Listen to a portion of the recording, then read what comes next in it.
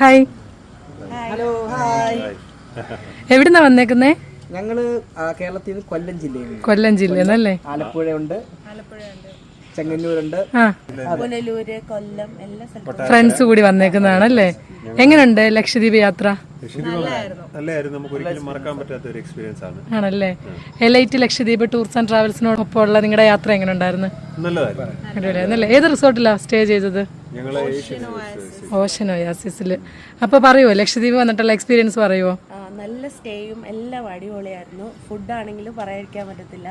നമ്മളിവിടെ വന്നിട്ട് സൂപ്പർ ഫുഡായിരുന്നു. നമുക്ക് ആദ്യം വരുമ്പോൾ ഒരു ടെൻഷൻ ഉണ്ടായിരുന്നു, എങ്ങനെയാവും എന്താവുമെന്ന്.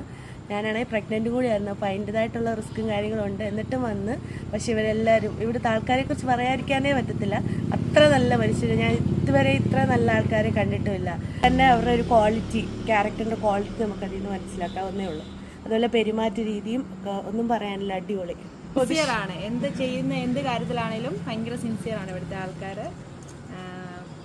സ്ക്യൂബ ഡൈവിംഗ് ഒക്കെ ചെയ്തോ? സ്കൂബ ഡൈവിംഗ് നല്ല ജീവിതത്തിൽ ഒരാൾ തീർച്ചയായിട്ടും ചെയ്യേണ്ട ഒരു കാര്യമാണ്. നല്ല എക്സ്പീരിയൻസ് ആയിരുന്നു, പ്രത്യേകിച്ച് നമ്മുടെ ലക്ഷദ്വീപിൽ. ഇവിടുത്തെ ആളുകൾ എന്ന് പറഞ്ഞാൽ വളരെ നിഷ്കളങ്കരായ ആളുകളാണ്. അതാണ് ഒന്നാമത്. പിന്നെ ഇവിടുത്തെ സർവീസിനെ പറ്റി പ്രത്യേകിച്ച് പറയേണ്ട കാര്യമില്ല, സൂപ്പർ സർവീസ് ആയിരുന്നു. പ്രത്യേകിച്ച് ഇക്കടെ ഈ ഞങ്ങൾ തിരഞ്ഞെടുത്ത ഈ പ്രോപ്പർട്ടി ആയാലും ശരി, ഫുഡായാലും ശരി, മറ്റെല്ലാ കാര്യങ്ങളും ഏറ്റവും നല്ല രീതിയിൽ ഞങ്ങൾക്ക് ചെയ്തു. പ്രത്യേകിച്ച് ഇവിടുത്തെ സ്റ്റാഫ് എല്ലാ കാര്യത്തിനും കൂടെ നിന്നു. നമുക്കൊരിക്കലും മറക്കാൻ പറ്റാത്ത ഒരു അനുഭവമായിരുന്നു. തീർച്ചയായിട്ടും ഇനി വരാൻ പോകുന്നവരോട് നമുക്ക് പറയാനുള്ളത്, നിങ്ങൾ ലക്ഷദ്വീപ് ഒരു ജീവിതത്തിൽ ഒരിക്കലെങ്കിലും സന്ദർശിക്കണം എന്നുള്ളതാണ്. അതെ, ഒരിക്കലും മറക്കാൻ പറ്റാത്ത കുറേ നല്ല എക്സ്പീരിയൻസ് ആയിട്ട് നാളെ ഇവർ തിരിച്ചു പോവാണ്. 4 പകലും 3 രാത്രി അല്ലേ? അതെ, അടിച്ചു പൊളിച്ചല്ലേ? നല്ല ഹോസ്പിറ്റാലിറ്റി, അവരുടെ ഹോസ്പിറ്റാലിറ്റി ഒക്കെ അടിപൊളിയായിരുന്നല്ലേ? ഫുഡും കാര്യങ്ങളൊക്കെ ഇത്രയും നല്ലൊരു എക്സ്പീരിയൻസ് വേറെ കുറെ സ്ഥലത്ത് പോയി താമസിച്ചിട്ടുണ്ട്, പക്ഷെ അങ്ങനെ കിട്ടിയിട്ടില്ല. അതെ, കുഞ്ഞുങ്ങൾക്കാണേലും അവരുടെ ആവശ്യത്തിനനുസരിച്ചുള്ള ഫുഡ് അവർ സെപ്പറേറ്റ് ഉണ്ടാക്കി തരിക, പാഴ്സൽ തന്നുകൊടുക്കുക ചെയ്യുക. പിന്നെ എനിക്ക് ഇടയ്ക്ക് വിശക്കുന്നതെന്ന് പറഞ്ഞ് തിന്നാനായിട്ട് വരെയും ഫുഡ് കൊണ്ട് തന്നിട്ടുണ്ട്. ആണല്ലേ? അപ്പൊ നല്ല രീതിയിലുള്ള ട്രീറ്റ് കിട്ടിയിട്ടുണ്ടല്ലേ? അപ്പൊ ഫുഡാണ് അത് ശരിക്കും സത്യം. നമ്മുടെ അവിടെ ഇങ്ങനെ ചെയ്തില്ല.